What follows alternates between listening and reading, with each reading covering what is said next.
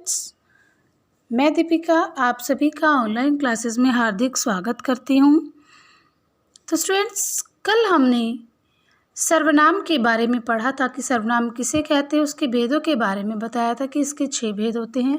उनमें से हम एक भेद को कर चुके थे जिसका नाम है पुरुषवाचक सर्वनाम। आज हम आगे भेदों की चर्चा करेंगे। तो आइए देखते हैं कि निश्चयवाचक सर्वनाम क्या होता है। निश्चयवाचक सर्वनाम क्या होते हैं?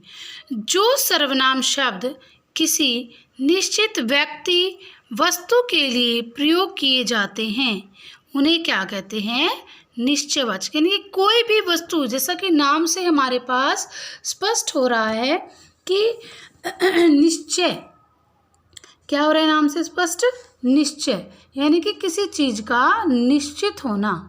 तो इसमें भी क्या कहा गया है कि जो सर्वनाम शब्द किसी निश्चित वस्तु या व्यक्ति के लिए प्रयोग किए जाते हैं उसे क्या कहते हैं? निश्चयवाचक सर्वनाम कहते हैं।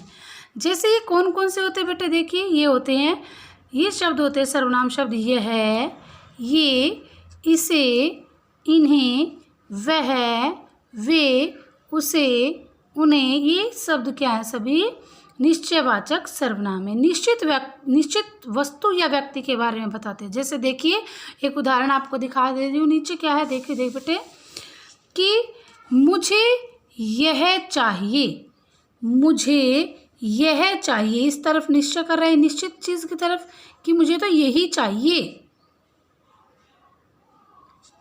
उसे से लेते हैं एक संबंधित उदाहरण, कि उसे इधर लाकर रख दो।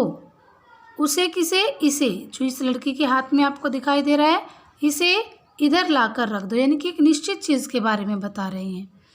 ऐसे ही हम ले लेते हैं कि वह बगीचा है, वह बगीचा, यानी कि निश्चित कर दिया गया कि वह बगीचा है।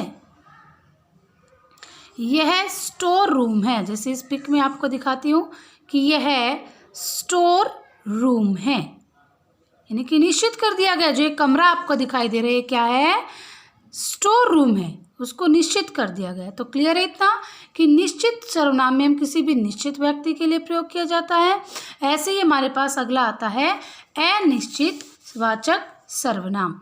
अनिश्चयवाचक सर्वनाम।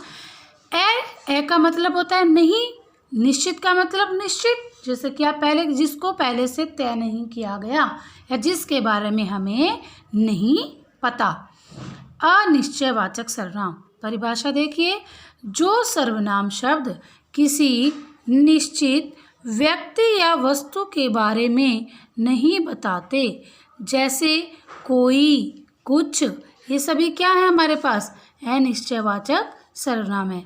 जैसे कोई, उदाहरण में देखिए कि कोई आया है, कुछ दे दो, कुछ पड़ा है।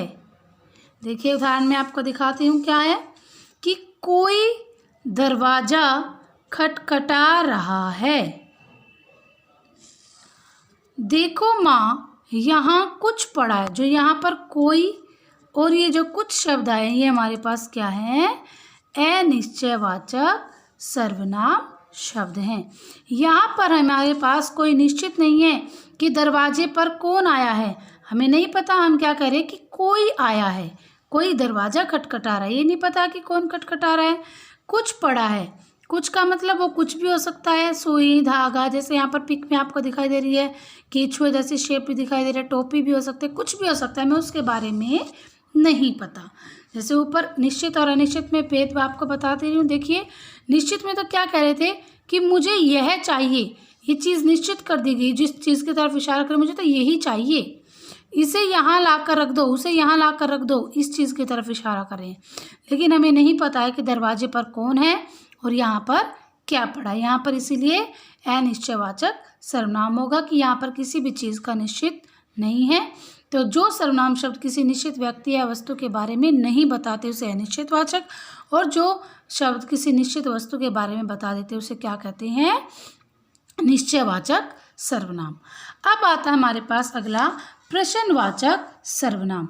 प्रश्नवाचक सर्वनाम में देखिए क्या आएगा बेटे कि जो सर्वनाम शब्द कोई प्रश्न पूछते हैं, यानी कि जिसमें हम प्रश्न पूछते हैं कि कौन, क्या, कहाँ, कैसे, किसको, किसका, किसे, किसके लिए, ये सभी क्या होते हैं, प्रश्नवाचक सर्वनाम शब्द होते हैं।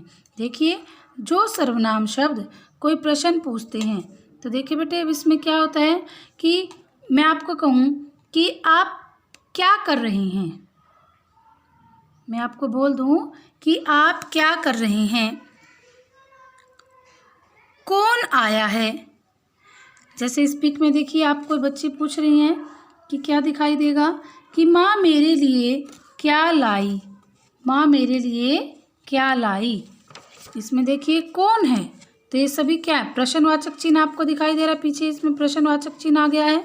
यहाँ पर प्रश्न पूछा जा रहा है, जहाँ पर भी हम प्रश्न पूछते हैं उसमें हम प्रश्नवाचक चिन्ह ज़रूर लगाते हैं कि माँ क्या मेरे लिए क्या लाई, यहाँ पर भी प्रश्नवाचक चिन्ह आएगा।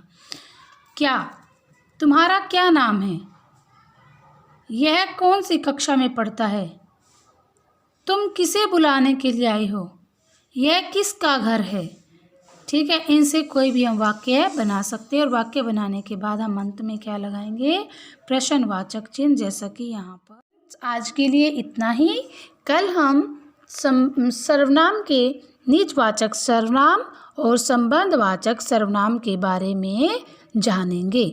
आज के लिए इतना ही। आप सभी इनको अपनी फेयर नोटबुक में साथ साथ करते रहें। Thank you and have a nice day.